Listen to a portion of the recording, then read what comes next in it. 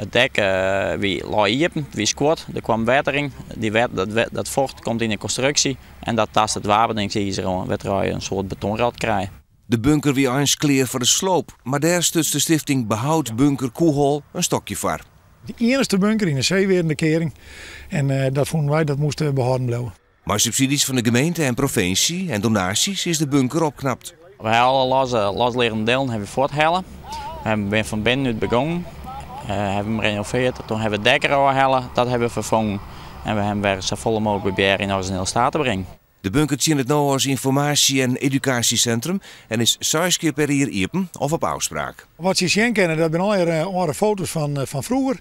Alle opschriften van hoe het vroeger al was. Boeken, dan kom ik naar uniformen, komen erin. Legervoertuig komt erbij.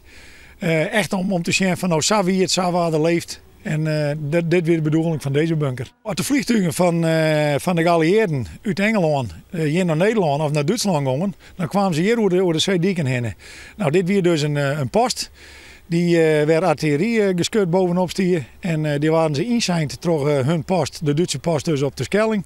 En dan zeiden ze van nou, daar komt een geallieerd vliegtuig aan. En dan staan ze hier klaar om te zitten. Het komend weekend is de opknapte bunker voor het eerst open voor het publiek.